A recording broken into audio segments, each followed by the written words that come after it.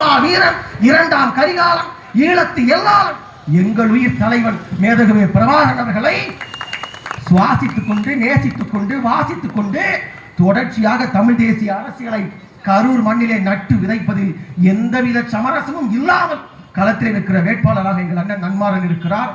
படித்த வழக்கறிஞராக இந்த பகுதியில் என்னால் மேற்கோள் காட்டி சொல்ல முடியும். எத்தனையோ பல பிரச்சனைகளுக்கு பொதுநல வழக்குகளை தானாக போட்டு கஷ்டப்படுகிற மக்கள், கண்ணீர் விடுகிற மக்கள் ஒரு பிரச்சனை என்று சொன்னால் சட்டத்தின் துணை கொண்டு அவர்களுக்கான நீதியை வாங்கி தருகின்ற முகமாக, எங்களின் அடையாளமாக நன்மாறன் அவர்களை நாங்கள் நிறுத்தியிருக்கிறோம். ஒரு வாய்ப்பு தரக்கூடாதா? ஒரு வாய்ப்பு திரும்ப திரும்ப சொல்லிண்டா வேணுமா? அப்ப தயவு செய்து இந்த செய்தியை பரவலாக்குங்கள், இந்த செய்தியை பேசுபொருளாக்குங்கள், அத்தனை பேரிடமும் கடத்துங்கள். இந்த முறை இத்தனை ஆண்டு காலம் பணத்திற்காக வாக்களித்த நான் இந்த முறை தாழ்ந்து வீழ்ந்து கிடக்கின்ற தமிழ் தேசிய இனத்திற்காக நாம் தமிழர் கட்சிக்கு, விவசாய சின்னத்திற்கு, அண்ணன் நன்மாறனுக்கு வாக்களித்தேன் என்று தைரியமாக சொல்லுங்கள், பரவலாக்குங்கள். கட்டாயம் வெல்ல வேண்டிய தேவை இருக்கிறது. பெற்றோர்கள், பெரியோர்கள், காலங்கள் ஓடிக்கொண்டிருக்கிறது.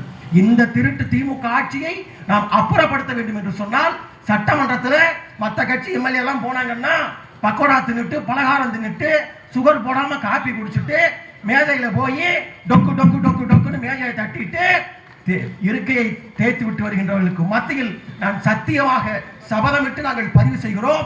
எங்கள் அண்ணன் நன்மாறன் இந்த குளித்தலை தொகுதியின் சார்பாக சட்டமன்றத்திற்கு சென்றால் சட்டமன்றத்தில் மேஜையை தட்டுகின்ற நபராக இல்லை, சட்டமன்றத்தையே தட்டுகின்ற அளவிற்கு ஆக சிறந்த கருத்திகளை எடுத்து வைக்கக்கூடிய வேட்பாளரை நாங்கள் நிறுத்தி இருக்கிறோம். அங்கி அணிஞ்சுக்கிட்டு, கருப்பு அங்கி போட்டுக்கிட்டு நீதியரசர் முன்பாக தன் வாத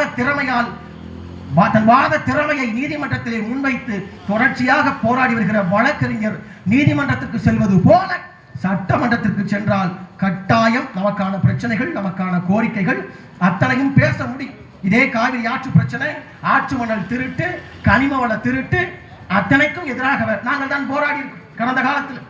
ஒரே ஒரு விஷயத்துல பேச்ச நிறைவு செய்யற என்ன, ஆத்து மண்ணை அள்ளி விற்கிறான், காவிரியில தண்ணி வரக்கூடாது. ஏன்? காவிரியில தண்ணி சரியா வந்துடுச்சுன்னா மண்ணை அள்ளி விற்க முடியாது. மண்ணை அள்ளி விற்கலன்னா உனக்கு ஓட்டுக்கு காசு கொடுக்க முடியாது. ஓட்டுக்கு காசு கொடுக்கலன்னா திமுகவால டெபாசிட் கூட வாங்க முடியாது என்பது திமுகவிற்கு தெரியும். எனவே அந்த திருட்டு இங்கிருந்து தான் தொடங்குகிறது. இங்கிருந்து நம்முடைய கனிம வளம், நம்முடைய ஆற்று வளம், இது அத்தனையும் இருப்பது போலவே அடுத்த தலைமுறைக்கும் கடத்த வேண்டியது நம்முடைய கடமை. அதை கடத்துகின்ற நபராக, இந்த மண்ணில் தட்டி கேட்கின்ற நபராக எங்கள் அண்ணன் நன்மாறன் கட்டாயம் இருப்பார். எனவே பிறந்து கொண்ட பெற்றோர்கள், பெரியோர்கள், எனக்கு பின்பாக அண்ணன் நன்மாறன் அவர்கள் பேச இருக்கிறார். நானும் அவர் பேச்சை கேட்பதற்கு ஆவலாக இருக்கிறேன்.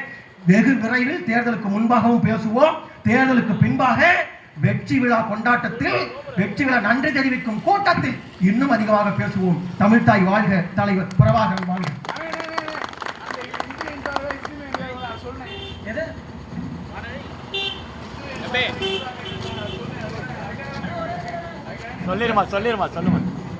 சொல்லுமா